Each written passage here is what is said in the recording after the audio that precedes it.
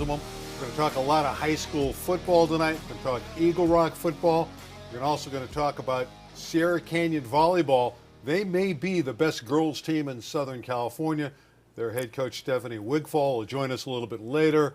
And she has a great outside hitter, Olivia Babcock, who's already committed to the University of Pittsburgh. She'll join us as well. But we'll get to the football guys, Andy Moran and his fine linebacker, Brooklyn Pasten, in about a couple minutes. But I got my guy here tonight, Tarek Fattal.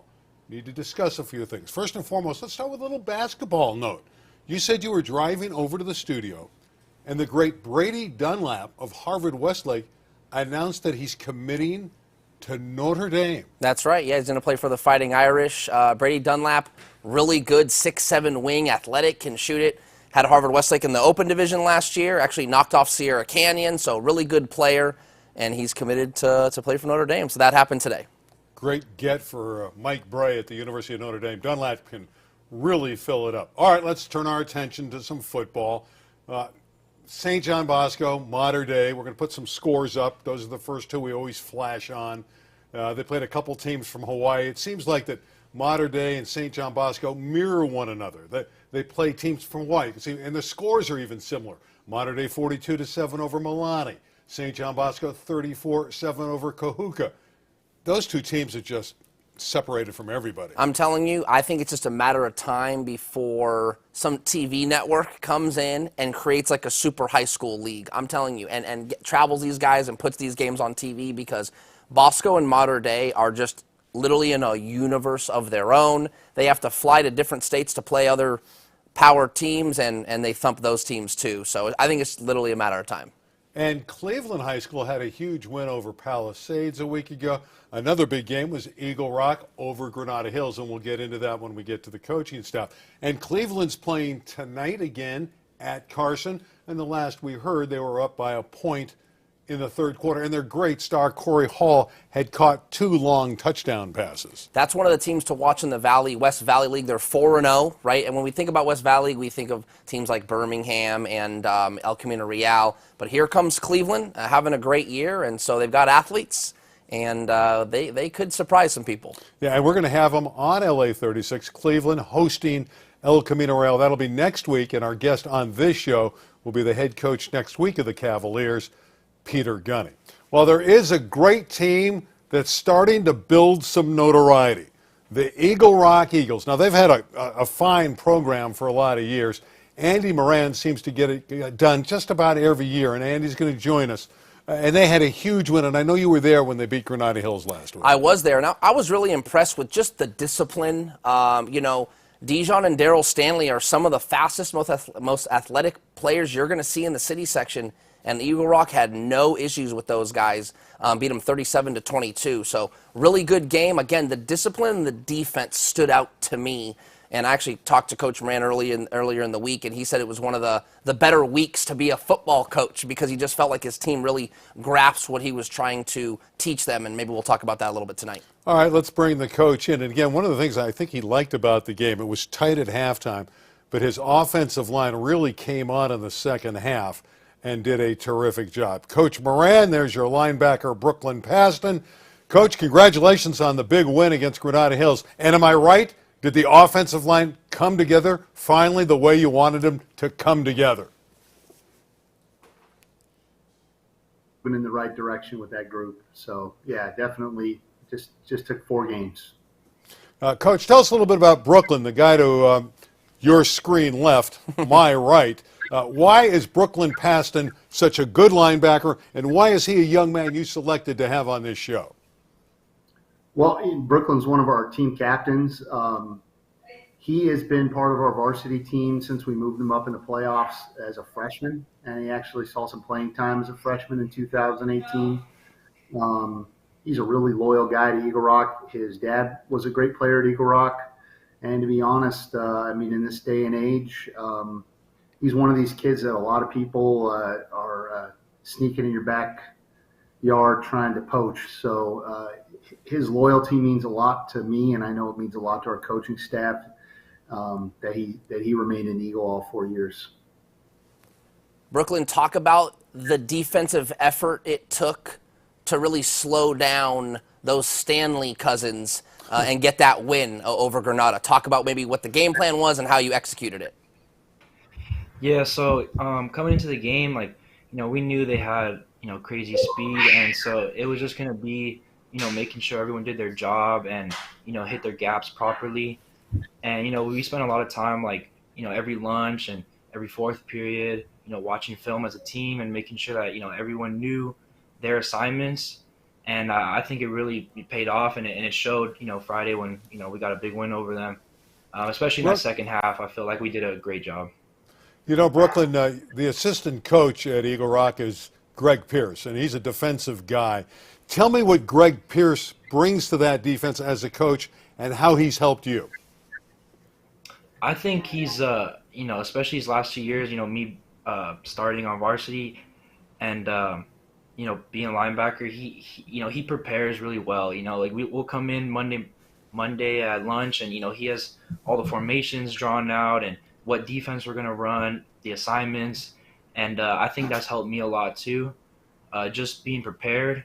And so when it comes to the game, we are already ready, and we know what they're going to run, and yeah, his preparation is amazing. Andy, we talked a little bit earlier in the week, and I know you said the team doesn't talk much about winning, but you say, hey, I think we know where we're headed, and I think the rumblings are, hey, this could be an open division teams. Obviously, there's games to win to get there, but how do you like the way this team is trending? Do you like the way Eagle Rock football is playing right now? Well, Yeah. I'll tell you. Last year, about 15 months ago, we came back from COVID, had no 2020 spring season. I think our first day we had 13 kids show up for practice, and probably 11 of them were offensive linemen. Somehow that group was able to kind of get a team off the ground, and it was a real struggle last year. And those kids really saved Eagle Rock football, and what this group has been able to do, build from that momentum, it's really impressive. It's really inspiring. One of those kids is Jacob Bernal, and I know he's in your offensive line and he's on the defensive front. Talk about his contribution and what he's meant to the Eagle program.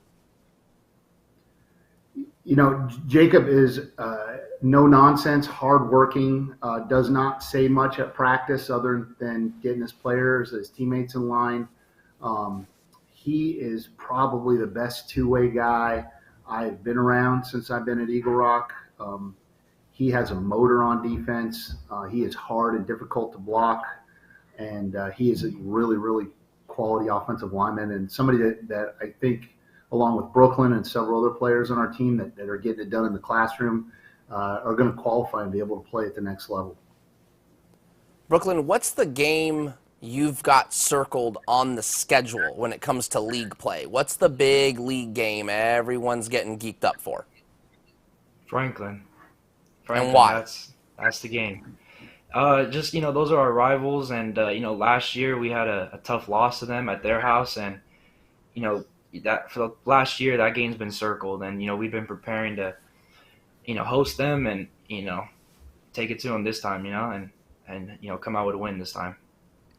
Coach, when I think of great communities in the LA City section, immediately to my mind I think of San Pedro. But Eagle Rock is this community that's sitting there that's kind of like San Pedro. I know they're different areas of the city, but there's something about that Eagle Rock area that beloves their players and their school. Talk about your community. No, I would agree. I think Eagle Rock definitely has a more suburban experience. Just as a high school in general, it's one of the top high schools in the city. It's a school that there's a waiting list to get into. There's definitely a community environment here. All you got to do is go down Eagle Rock Boulevard or Colorado Boulevard and kind of see or experience Eagle Rock for yourself. A lot of mom and pop shops and just a really good home feeling here at Eagle Rock.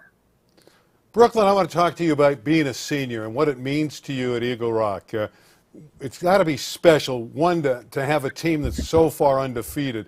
But what do you feel about your senior year? What has made it such a fun time for you? For me, it's been, just how amazing, like the group of guys we have this year on our team. I think we have, an amazing group of guys that, that's dedicated and they're all like hardworking and, you look forward to going to practice every day. And I feel like that's what just made this year, especially like enjoyable, that not only are we super successful, but that it's just fun to be around those guys. Everybody wants to win and, everyone's putting their best foot forward, so that's made it a great year so far.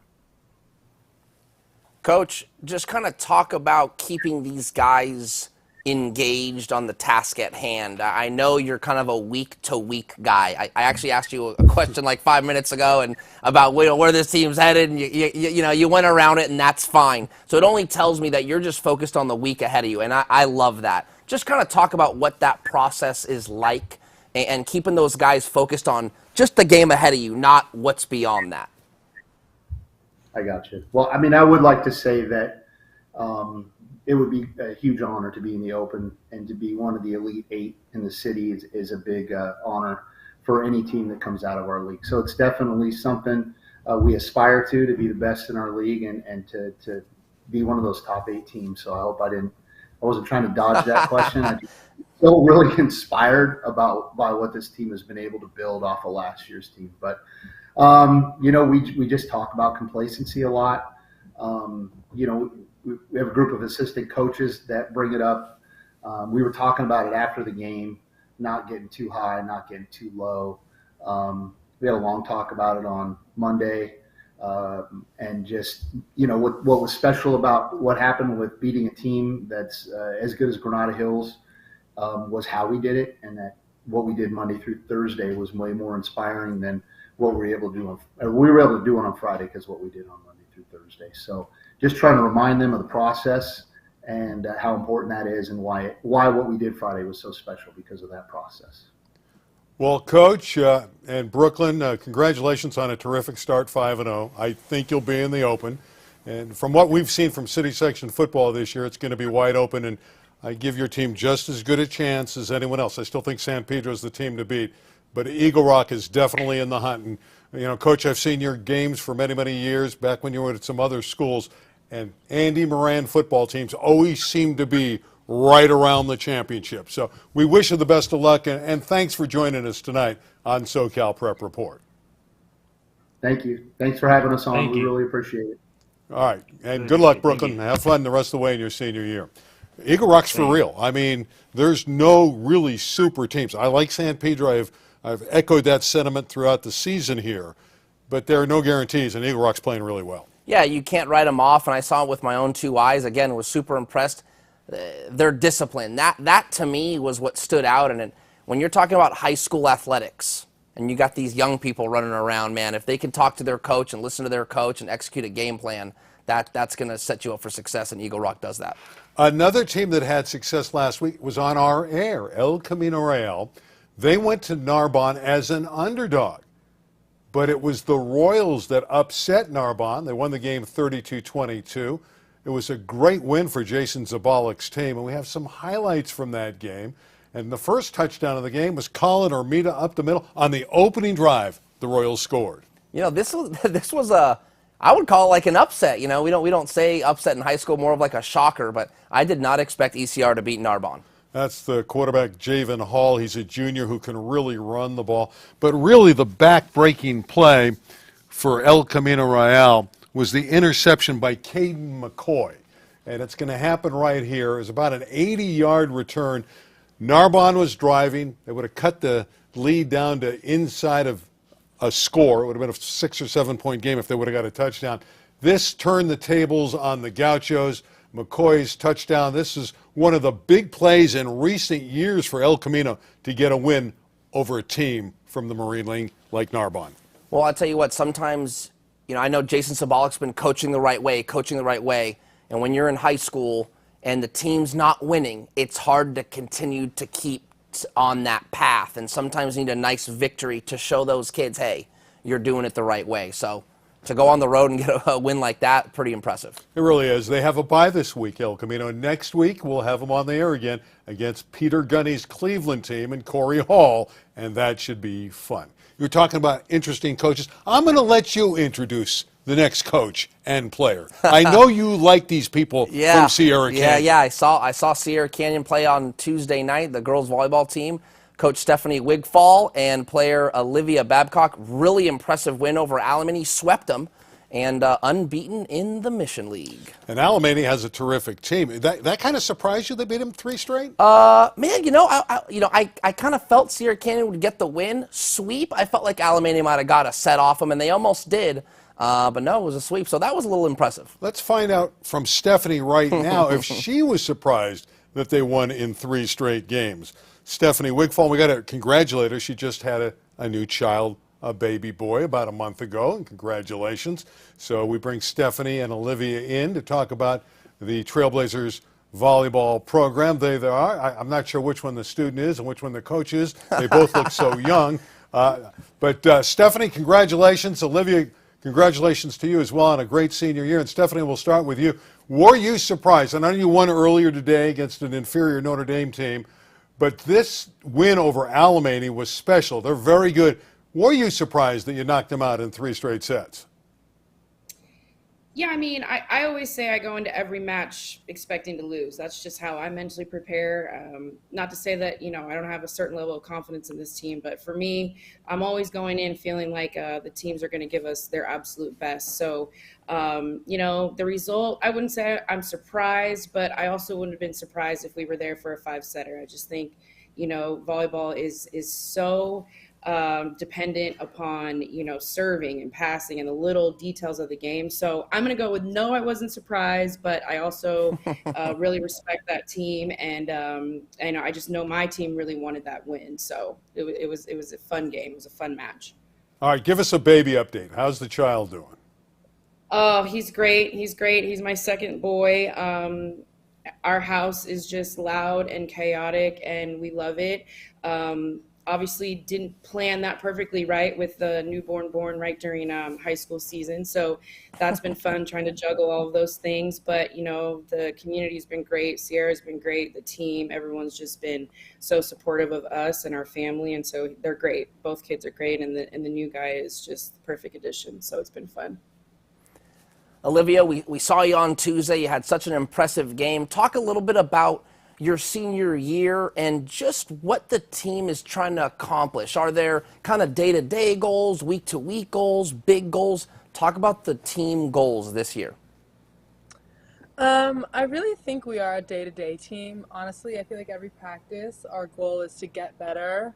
I know we've been working a lot on passing, so I think getting our passing and serve receive better is definitely one of our main goals, and I think we've been doing a really good job.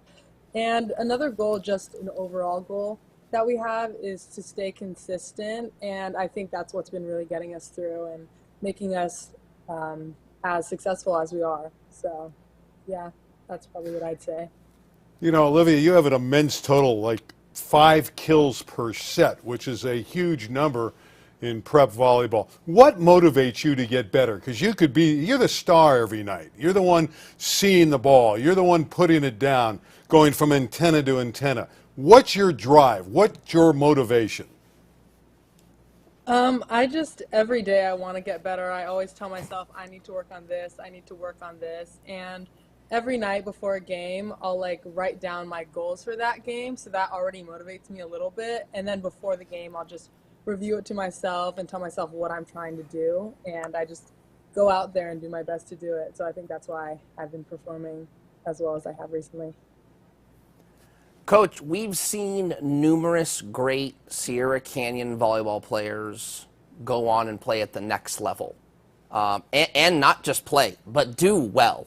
And I think that is really a coup to you and the way you run your program. Is that kind of one of your goals as a coach, to run like a college level program so that transition is easier? And if so, what are some things you do to help that transition?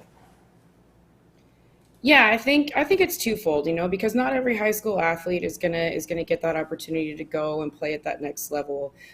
So our program still wants to be really, just beneficial and positive to those kids. But at the same time, we have players like Olivia who are going to step onto the stage at the next level and make an immediate impact and be have the potential to be superstars. So, for me, I am just very focused on making sure these girls know what's going to be expected of them at the next level, making sure they know that they have the capabilities to perform at that level, to manage their time at that level, to be really high functioning student athletes. So that's a huge part of how we run our program is, in order to be ready for that next level, let's try and simulate that here and what that's going to look like on a day-to-day basis, and just, help them prepare so that when they do, take that step, that they aren't shocked, and they have a feel for what the expectations are going to be. Now, Olivia, when I think of women's volleyball, I think of UCLA, some of the powers like that, Penn State, some of the really powerful schools. I don't think of Pitt, but Pitt is obviously a good program. It's a long way away. I have relatives in that neighborhood. It's a gorgeous city. Why would you choose Pittsburgh when you're in your own backyard? We have SC, UCLA, Long Beach State, Pepperdine, programs who are very well known for women's volleyball. Why Pitt? Well, a lot of people told me that when you're on the campus that you want to be at, you're just going to know that it's for you. And I think I kind of felt that when I went to Pitt, but I also know that they're building a really good program. And even though they're really good now, I think in 2 to 3 years, once all the commits for my class and the next few classes come in, I think we're easily going to be one of the powerhouse schools. So I just saw the potential, and I think it's going to reach its max potential on there. So yeah, that's why. And now, how quickly do you think you can get in their lineup? Do you think you can walk on campus as a freshman and really do some damage for the Panthers? I mean, I think if I keep working hard and make sure that I'm getting better every day, I think it's possible. So that's my goal. Good for you. Olivia, we talked a little bit on Tuesday. I saw there was in the first game, you hit a ball and it went out. We talked about this. It went out, and I think you were a little ticked off about that. Then she came back, and she's too nice to be. Oh no, ticked off. that's what we're going to talk about. So this is what I'm saying. You're nailing it, Randy. So then she comes back and she hits another one straight down, right? And she said across the net, that one's in. And I saw it. I was like, okay, she's talking a little smack. And so when I told that to Stefanie, Stefanie was like, good, I'm glad to hear that. Talk a little bit about that competitiveness in a game. It seemed like maybe at first when I was talking to you about it, maybe you weren't comfortable doing something like that maybe last year or when you were younger, but now as a senior, you're a little more comfortable with that confidence. Can you talk about that a little bit? I mean, I'm just a really competitive person, and especially in high intensity matches, I'm always trying to be the most competitive one on the court. And I feel like if there's like a play like that, I'm gonna get really riled up because that ball was definitely in. So I was definitely uptight about that. So I already knew before I hit the next ball, I'm like, whatever happens right now, I'm probably gonna have a really big reaction to it. And it just so happened that that was the reaction I had. I didn't think it made that much of an impact until the ref actually pulled me aside and said I probably shouldn't be doing stuff like that. But I was just competitive. Well, she should be competitive. Yeah, it's really great. Good. It's good. It's a good thing, trust me. It's good. It's good to be competitive. Coach, when I think about Southern Section volleyball, and I know Sierra Canyon's had a great program, I think of Miracosta, I think of Miramont, I think of Mater Dei. But obviously this year, you're right there with all of them. You've beaten Miramont, you split with Miracosta. What is the ultimate goal? What is the down road plans for the Trailblazers? What can this team accomplish? The sky's the limit for this group. I've had a lot of great players in this program. I don't know if I've had them all at the same time, like I feel like Sierra Canyon does now. So we've established ourselves, the past 4 or 5 years in this top group. We've still, at the end of the day, not been able to take down some of the major powerhouse programs that you mentioned. So seeing that we're already, tapping into that, we're already taking some big wins, both here in SoCal and nationally. If we stay healthy and we continue to get better in the ways that we're looking to get better, I think that we can really compete here at the end of the season. And, we've had conversations lately about, what is the true scouting report against us? What are other teams and coaches going to be focused on when they're trying to take us down? And we've really turned that into our training plan. And how can we individually, as coaches, as players, and as a team, neutralize those game plans against us. And so I think if we stay healthy and we keep the attitude that we have now, which is just get better every day, that we can line ourselves up to be, a true competitor at the end of this postseason. Well, you've played a lot of matches. You're 24-3. You've had a terrific season, and we wish you'd continued success. And we also have to say one thing about Olivia Babcock. She didn't tell the truth to us. We were told she was not going to be a good interview. She didn't think she was a good interview. She's a great interview, and we appreciate Olivia coming on the show. Look at that smile. Great player. We appreciate her interview because it was really, really good. Thank you, and best of luck to the Trailblazers going forward. Thank you both. Thanks for having us. Okay, that's Thank you. Stephanie and Olivia. They got a great team, obviously, and you've been following them all season long. Look, if we're being honest, when you think Sierra Canyon, which if I'm not mistaken, is the most Googled high school in the country. It is. You think football, you think the hoops. Hey, wait a minute. The girls' volleyball program is very good in their own right. They send players to college all the time, and so, hey, they could be hoisting a CIF title at the end of this year. We'll see. We're at the point in the show where I always ask you, what are you doing tomorrow night on Friday? Where are you going? I will be at College of the Canyons tomorrow. They are hosting Saugus and West Ranch, two teams unbeaten in the Foothill League. I think West Ranch is en route of its first ever Foothill League title. They got to beat Saugus tomorrow night. And as we look at these games, key games that are coming up, West Ranch, Saugus, the game at College of the Canyons, right there. Of course, Ryan Staub, the great quarterback of West Ranch, having a terrific year. He was on our program last week. Great kid on his way to Colorado. Loyola at Oaks Christian. Now, that might be a trap game for Oaks Christian. Huh. Weird. Maybe you read some of my coverage. That would be a rarity. Yeah, it is rare. That's exactly what I'm calling that. Oaks Christian played a great game against Sarah Gardena last week. I think they're actually feeling pretty good about it, even though they lost. And Marmani League starts next week. So Loyola's, I think, 1-3 or maybe 1-4. So Oaks Christian could ho-hum it and lose if they're not careful, but I think they'll be fine. What do you think? Birmingham gets its first win. They played a grueling schedule against Southern Section teams. Now they're on the road. CIF Southern Section Wainimi, but that's a game they should win. I agree with you. Do not be surprised if Birmingham makes another run at that city open division. Every year they go 1-3, 0-4, 1-5, and then they start playing these city section teams and they start rolling. Do they win the Wainimi game? Yes, I think they beat Wainimi. Okay, and the one on the bottom to me is intriguing. That's why I put it down there. Servite isn't as good as they've been in the last few years, but now they're going to go to Helix, a powerhouse in the San Diego section. And all you have to know about Helix is they always have great athletes. Isn't that where Reggie Bush went? Or no? Yeah. Okay, yeah. They do always have great athletes. Servite, rebuilding. Troy Thomas knows what he's doing. That would probably be a great confidence victory. They could get on the road down to San Diego and win that game. Okay, so we heard from Andy Moran. We heard from Stefanie Wigfall, the two coaches we had on tonight. Those teams, you think, have chances to win championships in their respective divisions? Eagle Rock certainly, I think, will go to the Open, and Sierra Canyon will certainly earn a berth to the top playoff division CIF. So I think those are locks. Can they win? I think Sierra Canyon has a better chance to winning a CIF title than Eagle Rock might have winning the Open division title, but they will certainly make a good run at it. What'd you think of that Olivia Babcock interview? That was pretty good, wasn't it? She's really impressive. I'm actually, if you're watching, definitely check in at dailynews.com this Sunday. I'm writing a column and a feature on Olivia Babcock. So really why did she tell us she wasn't going to be a good interview? I don't know. I'm not really exactly sure about that. She was great. Yeah, she's fantastic. Very impressive athlete, very impressive young lady, and really excited to get to cover her this year. Well, Tarek, our time's up. That's going to do it for this week. Good having you here. We'll be back next week.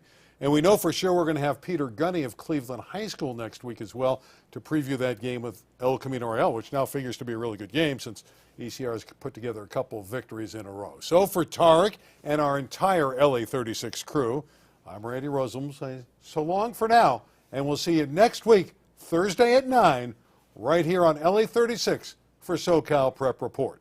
Good night, everybody.